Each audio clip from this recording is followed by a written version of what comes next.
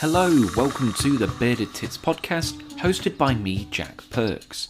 Professionally, I'm a wildlife cameraman, but I dabble in podcasting, and each Tuesday we release an episode as I have a chat with scientists, artists, filmmakers, and passionate people all about nature in a light-hearted and certainly not serious way.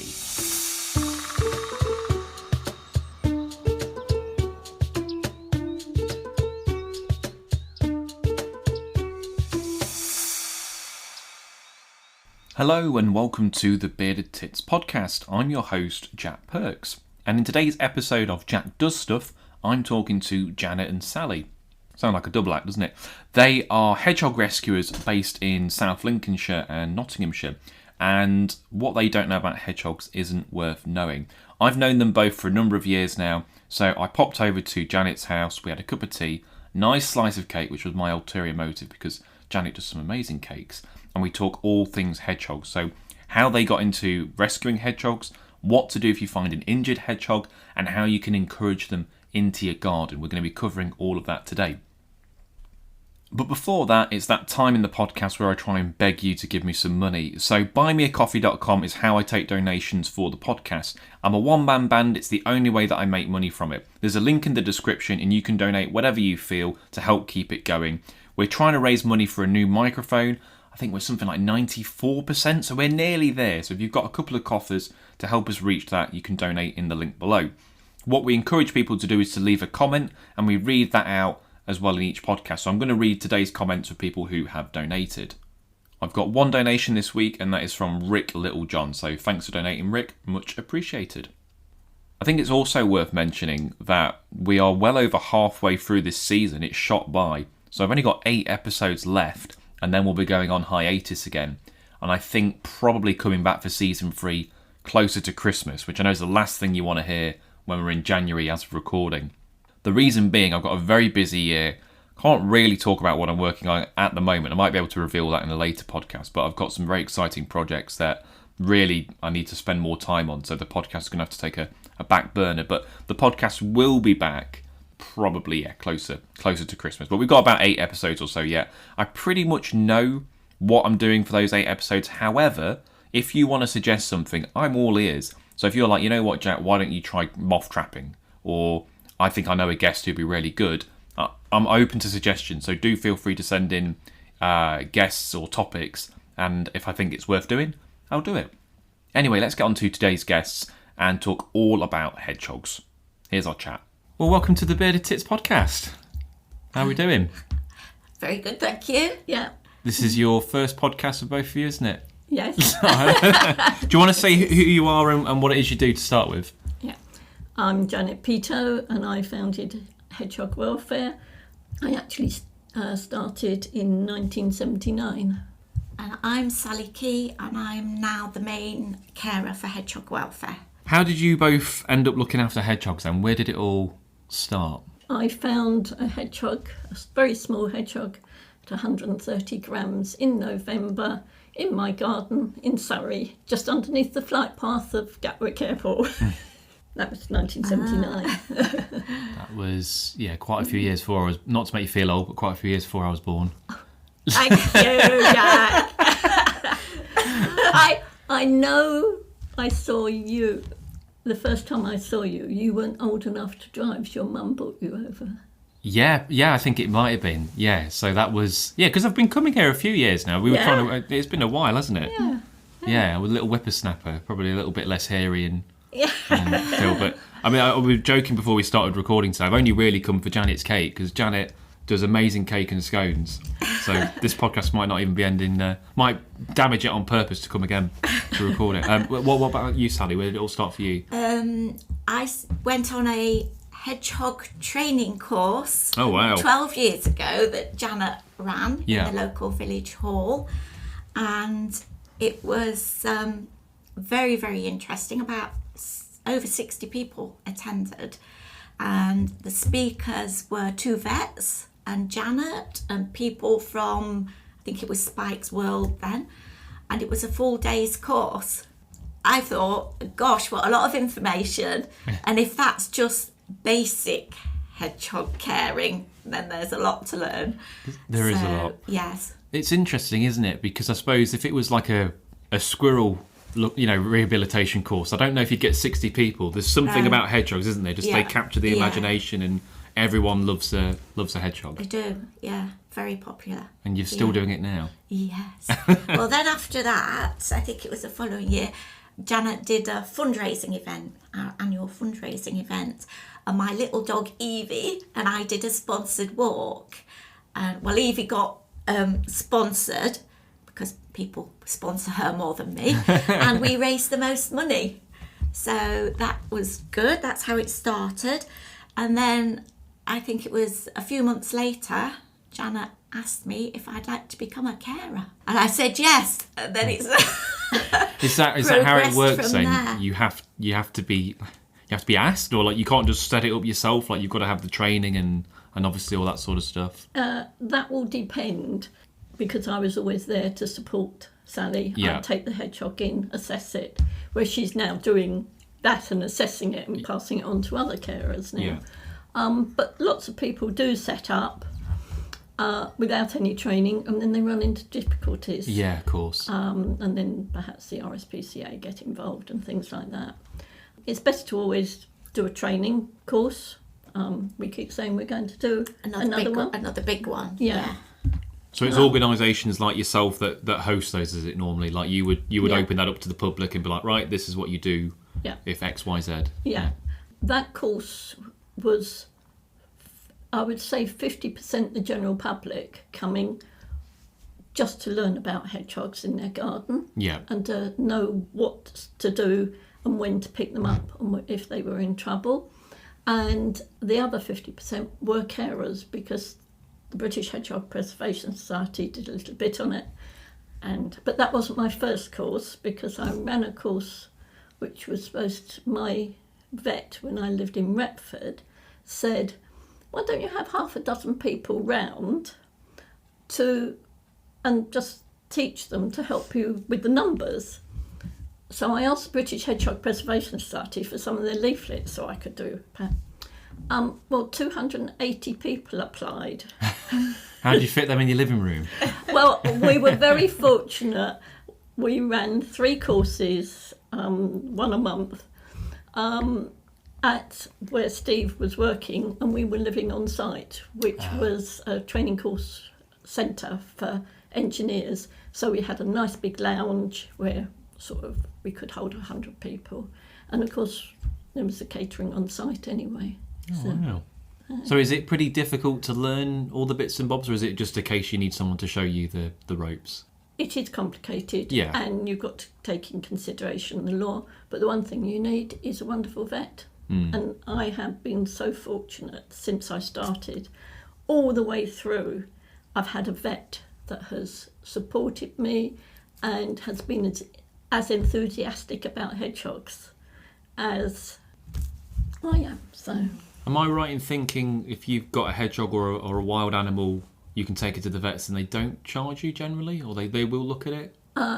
Yes, they can put it to sleep. Okay. Or they can treat it. Depends how they feel. If you're a sanctuary or somebody that's taking them in, you generally have to pay. Okay. I've always been fortunate that they've always given me very good rates. Yeah, okay. And usually medication at cost, or a tiny bit more than cost, but not as much as it would be for the general public. No. But our vets' bills are still quite high. Very high. And that's where the fundraising comes in when you're trying to raise money. It's to pay for things like that. Yeah. And care equipment like cages. We need at least 2 types of cages, one for intensive care and one for where they can be in a shed or outside, preferably that they can be moved from in the same cage from outside, from a shed into a outside. We use converted bunny cages. Yeah, I suppose they're pretty much there, aren't they? Yeah. So, where's the interest starting in hedgehogs for both? I'll start with Sally, so that Janet, if you haven't already guessed, Janet's got a bit of a croaky throat. Where's the interest in hedgehogs start with you then? I've been interested in wildlife in general Yeah. all my life. You live on a farm, don't you? Yeah, it's not a working farm, No. but yeah, more Okay. like a nature reserve now. But I was born on a farm, Oh, okay. so All right yeah, then. All I've right. always been interested in animals, and I think it was just literally because I did go on that course. Yeah. Had it been the other favourite of mine is dormice, Oh, but yeah. I haven't been on a dormouse course. No, we but, do get them in knots, though, don't we? Yes. We do get. I've never Yes. seen. I'd love to see one. I've held one. Have you? Yes, went on a wildlife trust course and actually. How big are they? Tiny Are they little tiny? things. They just fit in the palm of your Yeah. hand. You've got that kind of. I can Yeah. just picture the kind of postcard picture of Yeah, one they curled are. up with the great, eyes shut. Great big eyes they've got Yeah, as well. that's on my Yeah. to-do list for next year. Yeah. But so why hedgehogs above the rest then? It's just you've always liked Yeah. them, or there's just something Yeah. about them?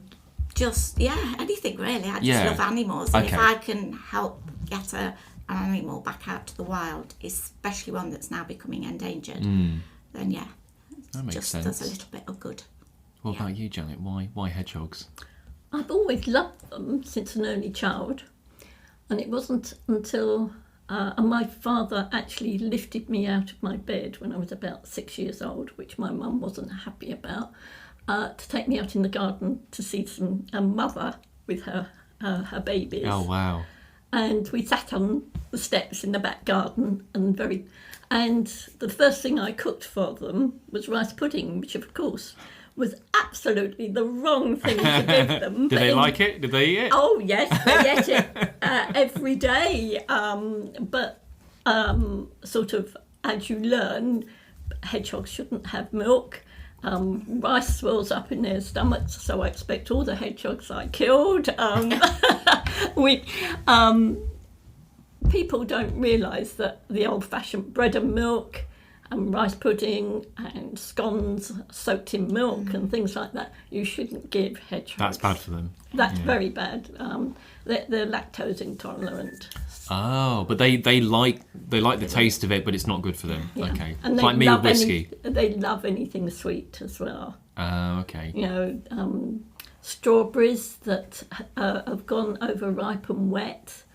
We actually, many years ago, had a little hedgehog and we called her Strawberry. She was found in a picking field, and she had bright red lips where she'd been suckling on strawberries. Really? Yes. And are they okay? Can they? Yeah, Okay, that's okay. So that- fruit's okay for them. Yeah. I would never give them much. No, in moderation. Yeah. Okay. So, I mean, that's a good point then, I suppose. We could talk about... Obviously, a lot of people like to feed hedgehogs. What should they and shouldn't they feed them then? Basically, the best thing that you can feed them on is dried kitten biscuits. Oh, okay. Because during hot weather, they won't attract the flies, like wet food. And also wet food becomes stuck on their teeth, and forms tartar. Right. And like when I go out and give talks to schools and things like that, I always say, well, hedgehogs don't have toothbrushes, so No. they can't clean their teeth properly and things like that. So No, that makes sense. you have to, and then, of course they, like cats and dogs, don't go to the vets regularly. So it's always, but when they first come in, we always try to give them something wet. And when we feed raw minced turkey thigh meat. Okay. I understand it is as near to the taste of worm as you can. And Not that we've tried it. I was going to... Yeah, how would you know? a friend of mine worked in school, a university, and I wanted a food that I could feed hedgehogs, and he gave me, the students came up with that over the course of a term. Scientifically tested, Oh, there I you go. understand. I remember that one having Not humanly tested. Yeah. Christmas dinner. Yeah, it's great fun just mentioning it in WI talks and things like that just Yeah. before Christmas. Yeah, I bet. Yeah, they're all rubbing their tummies. Yeah, saying, I don't know if I got it. But it is the thigh meat. I think it's the best bit anyway. What about the... You know, you can buy hedgehog food, can't you? Is that a con, or is it... yeah. Oh, Sally's nodding sheepishly. It's better than nothing. Yeah, okay. And it is very expensive. Yeah. So kitten food is a lot cheaper. Even supermarket's own, as long as it's chicken based. And they'll quite happily eat that. Yes. If they've been having wet food, you should mix it I don't mean mix it in together, but put some wet food and some dry food and gradually To wean them onto it. Yes, Yeah. because they do like the wet food because I bet. it's more tasty. So yes, we've the best thing is that, but the most important thing is water. At Right. all times of the year, leave water out for them at ground level. I would say every hedgehog we have in, isn't it? It's dehydrated. They nearly all need fluids injected Really? when they come in. Yeah. So what get is that? Because dehydrated. they're just struggling to find places to drink, are they? Yeah. Yeah, especially over the last summer that we've just had. Of course, yeah. And when it is a drought, their natural food, the earthworms and slugs, they all go down, so they can't even get to them. Yeah. And the ground becomes so hard they can't even dig for them. Of course, yeah. So yeah, no puddles. No. Can they swim? Can hedgehogs swim? Yes, Yeah. they can, but they can also drown if they can't get out. Like people who've got open swimming pools, Oh. or if there's a pond Yeah. that's got steep sides and they can't climb out, they'll swim round and round and then get exhausted and drown. So they've got to be able to get out. So always have a So sloping edge. ramp or something, Okay, or that makes shrubbery or that they can cling to get out. Yeah, but a pond's going to be a good source of water Yes, for them, I suppose, yeah. isn't it? Or, Just have a shallow end Yeah. is perfect. little dishes of water Yeah. and whatnot. Yeah. Okay. I don't really thought about Plant that. pot saucers are ideal. Yeah, that They're- makes sense. They're yeah. shallow, and quite you can get those in various sizes. Yeah, that makes a And they lot can of reach sense. those. So if people do find a sick or injured hedgehog, or they suspect it's sick and injured, what's the first steps then? What should they do? Well, if it's in our area, Okay, yeah. which is just south of Retford, down to sort of just the other side of Grantham, Sleaford and Bingham, really. isn't it? Bingham, yes, that's about our area. Yeah. They can ring us on 07940 714 830. I'll put a link to it in the description so people can Yeah. get all that info. And the other thing is, if not, they can ring the RSPCA, or they can go on to various websites. British Wildlife Rehabilitation Council have a list of rehabilitators of not just hedgehogs but all wildlife. Yeah. So and that's easy to find. So And I suppose, is it a case of recognising the signs? Because just because you see a hedgehog doesn't necessarily mean there's anything wrong with it. So what should people be looking for? What's the sort of signs think, oh, maybe there is something wrong with it? If it's out during the day, Oh, okay. if it's looking and searching for food, it may be a mother that's got babies. So just watch it because she may have just come out for a bit of food before going back to the babies. But if the hedgehog is curled up outside in daylight, not moving, and it hasn't moved, say, within half an hour, then that's an indication that there is probably something wrong. Yeah. And particularly like in the summertime, you'll often get flies going around it. Oh, And that okay. is crucial because they'll lay the eggs on them and then they hatch into maggots quite quickly. So, yeah, if there's flies around the hedgehog, I would say get it in. Something's bring it wrong. in. There's Yeah. some sort of... And the other one is dehydrated hedgehogs. They'll be staggering around almost as if they're drunk. Oh, okay. So yeah, that's another indicator. And then, like you say, ring someone like yourself to Yeah. try and come in and sort it out. So you mentioned, Janet, you've been doing this since late 70s. Have you noticed, I mean, we know there's been a decline in hedgehogs, but have you noticed that kind of since then? Are you getting less, or are you getting more of them even because of... we're getting more calls. Yeah. Whether or not that's because we're more well known. Yeah. During the summer, I can have up to 50 calls a day. Really? Wow. Yeah, but not all through our area. No. And not all the hedgehogs need to come in. No. But a lot of people are concerned about the hedgehogs, and there's a lot of publicity. And we always notice if there's been something, say on Spring Watch or... You get a surge of calls after. Yeah. Because of the various hedgehogs. But no, I have seen a decline. And the other thing I've seen a decline in is hedgehog fleas. All right. When I first was doing it, the hedgehogs would be absolutely covered in fleas, every single one. And they would go all over your hand and up your arm. And I always used to sort of... Do they bite people or not? No, because if they bite them, they die. Oh. They're a host-specific flea. Oh, okay. And they're about twice the size of a cat flea. Oh, so pretty chunky. Yeah. They're more noticeable.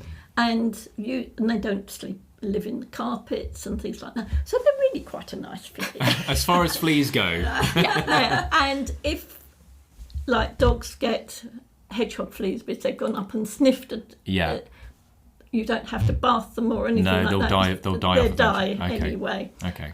Or jump off. Yeah. Because they're looking... They want a hedgehog. They want a hedgehog, yes. But now when we get them, we get a few in with lots of hedgehogs, but that's usually because they're very poorly. But it gets to a certain state when they're really poorly and they've all gone because they're wanting a live animal. They need to jump ship, yeah. Yeah, because the animal is dying. So really, we need a hedgehog flea preservation society, don't we, to help the hedgehog flee as well. That's the next. That's the next one. But one thing I would like to say is never spray a hedgehog with normal flea sprays. We have pyrethium-based ones. Okay. And we have to be very careful and not to shut them in once it's done and the fleas are jumping off the hedgehogs. Okay. Because if you shut them in, it affects their breathing and it can kill them. Oh, okay. A lot of flea sprays have got some very nasty stuff in and will kill a hedgehog almost instantly. Right.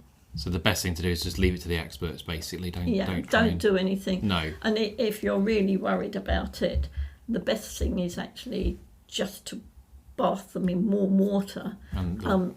And that they will all float off then. Yeah, okay. But then you've got the problem of trying to dry the hedgehog and things like that. Yeah. So, it's not a normal thing to do, is it? Drying a hedgehog. No, and they do roll up. So the best thing is just to, if they have a lot of fleas and they're injured, if they've got a lot of fleas and they're out in the garden, just leave them alone. Yeah.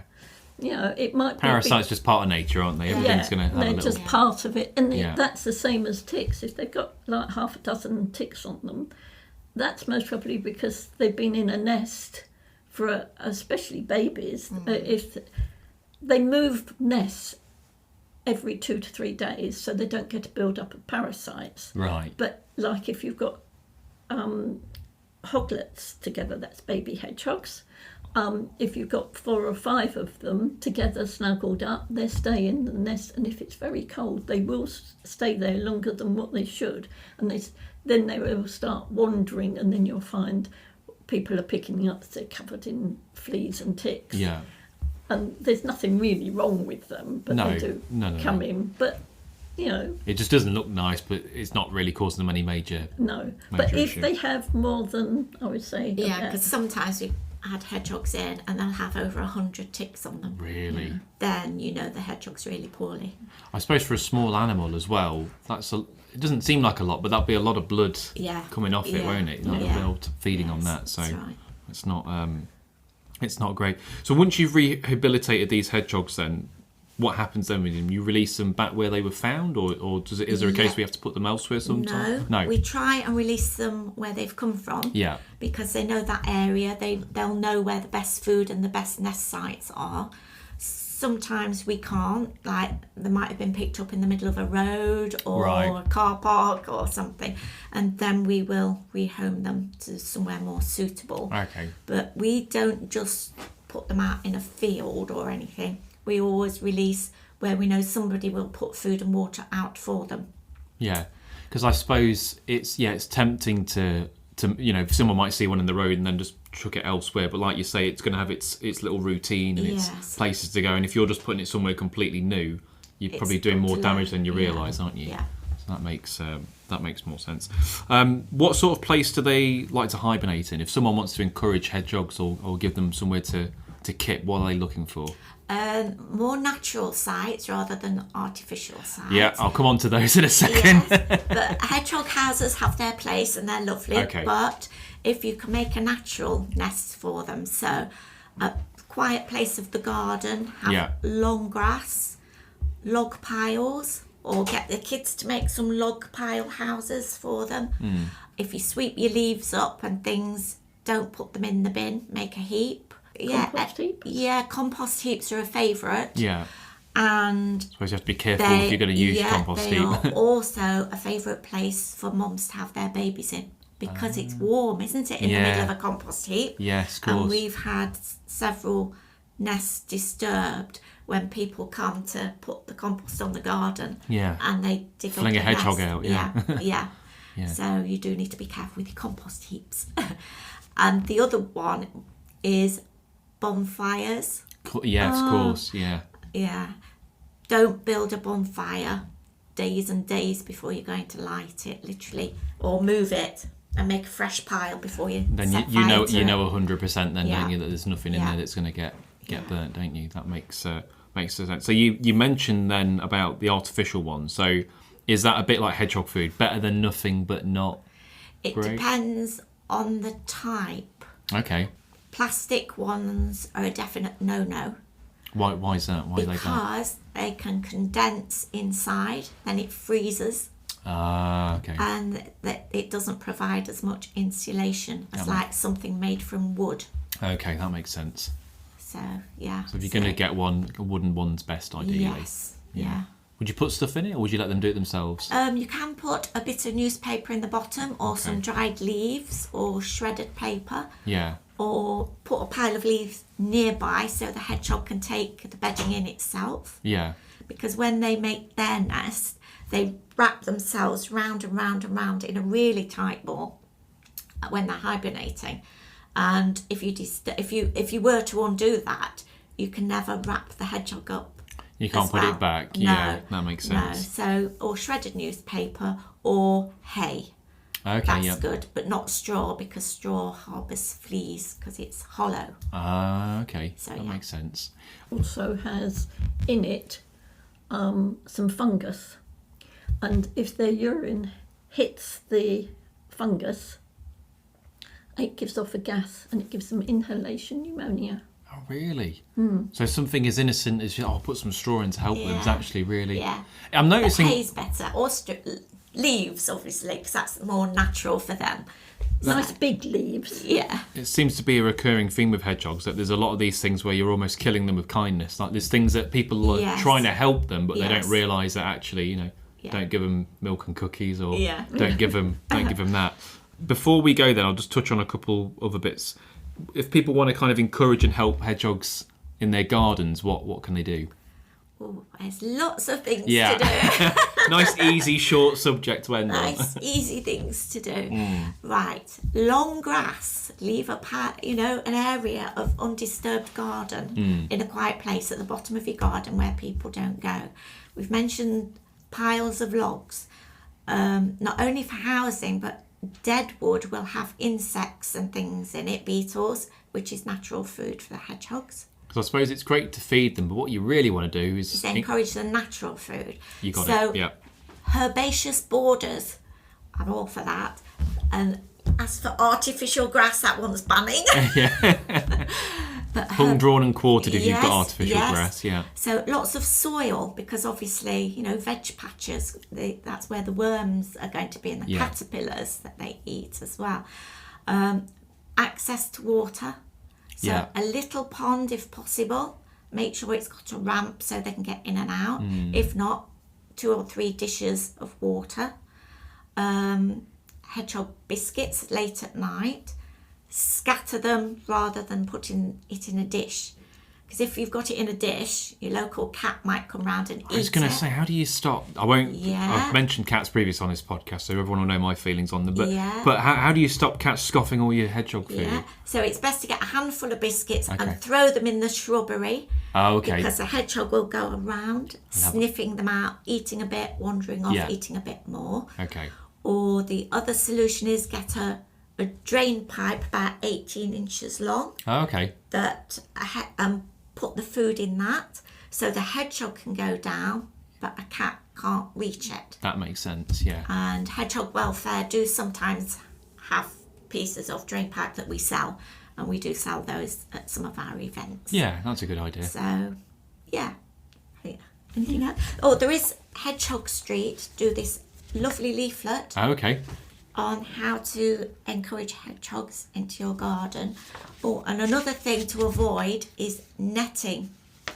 Oh, okay. Garden netting. We've had 2 or 3 hedgehogs recently that have been trapped and caught in netting. Right. So That what, as in like you'd put over your plants or your pond or something like that? yes, Okay. yeah. Or the other one, not in your garden, but playing fields, cricket netting and football netting. We've had some tangled up. Oh, in you that wouldn't. You before. think that would be too big, wouldn't you? Yeah, You think they'd no, get through that? they can get stuck in it. Oh, right. So all it takes is at the end of the match, get somebody just to roll the netting up. Yeah, that Or makes 2 sense. pegs. Yeah, Yeah. just peg it up. That makes Just sense. peg it up. What else? Have I missed anything out? No. Avoid litter Yeah. as well. Plastic tops off cans of drink. Hedgehogs can get stuck in that and can't get out. I suppose the thing more people are doing now is the whole hole in fence as well, isn't there? Yes, the connectivity between gardens is really, really important. So I despair when you see some of these new builds and they're sort of just like row after row Yeah. of Lego houses, and then these little gardens that are just sort of Yeah. impenetrable, aren't yeah, they? that's right. And all it needs is a hole in the hedge, sort of 6-inch square, Yeah. or underneath the fence or something. Yeah, it doesn't need to be. Yeah, doesn't people need are worried about it looking bad or whatever. You could just, you could even put a bush or something in Yeah, front, or a couldn't you? plant pot or something yeah. like that. And in fact, recently there's, I think it was at Dale Road in Keyworth, had been voted the best hedgehog street in Nottinghamshire. Oh, what an honour! Yeah, because all the neighbours had got together, and they've all got their gardens linking up, and they put food and water out for all the hedgehogs, Oh, brilliant! and lots of trail cams so they can record. So they know that they are doing Yeah, it. Yeah. So there is lots 'Cause that can be done. That's an interesting point, isn't it? Because I suppose you could have the best hedgehog garden in the world, but if you've just got your one little oasis, Yeah, it's not enough, and not they like- won't you, come. You need to have the Yes, connectivity, don't yes. you? Yeah. I think you could even buy fencing panels now, can't that? Have You a pre-made. can, yes. If you do, It's if you not don't. well publicised, but you can No. already buy those. Yeah. So there are options basically, aren't there? Yes. Yeah. And I there think was a campaign, wasn't there, to see if all new builds, they would have to, but it wasn't successful. But they are going to try again. That every new house has to have a connectivity hole. I mean, it's so easy and so cheap to do. It doesn't cost anything. Yeah, it's not a big, and it's a bit greener. It helps Yeah. everything move around. And the other thing I'm really keen on is for people to get the children involved. Yeah. Get the children making hedgehog houses and putting little sand traps out or ink traps so they can see if Well, the trail paws- cams are great trail fun. cams, you yeah. know. They're expensive, but Yeah, I if suppose- you yeah. just put a bit of play sand or just Yeah. ordinary sand and make it absolutely smooth, then if a hedgehog walks across, Yeah. but you Yes, might it- get a cat paw or you might get a rat You paw. could get and then anything. You can get them to identify the footprints. Yeah. But if you you can put like some white paper on the ground, sort of in front of like an ink pad, and then you get a footprints that way as well. I did put a trail cam in my front garden for hedgehogs, but I just ended up with hours of just everyone's moggy. Yes. I knew everyone's cat on the street pretty well by the end of that. But I was saying to Sally before we started recording, I have got hedgehogs in my front garden. Do occasionally see. I've got a little house, and I've got I've took the lawn up. I've got a meadow, so in the summer that's all big high, full of flowers and whatnot, and a little Excellent. pond. So it's kind of hopefully good for them. I haven't seen one actually in my garden yet, but I've seen one very close to my garden. So I'm sure they're going in it, but Yes. hopefully they are. Look for the poo. What's a hedge? Well, we'll finish on that. What does a hedgehog poo look like? It looks a bit like a black slug. Right. Okay. That's the easiest way, I think, to describe it. They always say a perfect hedgehog poo, you should be able to pick it up with your fingers, squeeze it. Okay. and put it down again, and there should be no marks on your fingers. Lovely. You don't very often get them like Lovely. that. Well, I'll look forward to doing that. That'll be great. One other thing, Jack, that we need to mention is people that use strimmers. Yes. They strim the long grass. Well, long grass is a favourite place for hedgehogs to sleep, and we do get quite a lot that have been injured with strimmers. And unfortunately, I would say 99% of them have to be put to sleep. Oh, really? It's that high? Yeah. So what's the alternative? If someone wants to cut their grass, but they want to be kind to... Just check it just have first. a look. Just go through it very quickly. It'll only take a minute just to check your grass before you... And if it's like a hard lump, that could be a hedgehog. That could be a hedgehog, yeah. That makes sense. Don't want to hurt them. Well, look, it's always a pleasure to waffle about animals and hedgehogs in particular, and I've managed to get my cake out of you, Janet, so I'm pleased with that. If people want to get in touch, then, so the best thing is the number you mentioned or the website? We don't have a website. No, okay. Or my email, which is janet.hedgehog49@gmail.com. Is that donations as well? If someone wants to help you, give you, and then chuck you some coffers. They can. What they can do is tell me how they can. I will tell them by post or how they can make a donation. I'll put links to all that. And we are a registered charity now as well. Yeah, I remember you talking about that. So so that's good. Yeah. No, I think it's brilliant what you both do. You're obviously so dedicated and pour a lot of your time and effort into it. So it's taken over our lives a bit. Well, look, thanks for letting me have a chat and coming on the show. Thank you very much. Thank you. I think it's absolutely brilliant what they both do to pretty much dedicate their lives. I mean, we joke about it in the podcast, but they literally spend so much of their time to look after hedgehogs, and to do that for wild animals is an incredible thing to do. In the description, if you want to help them out, I have put their details, so if you want to send them some donations, or perhaps you live in the East Midlands and you've got an injured hedgehog and you want to get in touch with them, then the details are below. Now, if you want to keep up to date with the podcast on social media, we are on Twitter @TitBearded, and Facebook, we are the Bearded Tits Podcast. Over on Instagram, you can follow me at @FishTwitcher. On Twitter, it's @JackPerksPhoto, and on Facebook, Jack Perks Wildlife Media.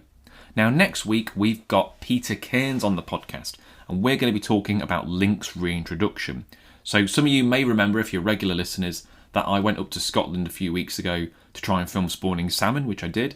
And while I was up there, I headed over to Pete's house, who lives in the Cairngorms, and we had crested tits flitting around us, and we talked about the reintroduction of lynx, which is a very exciting topic.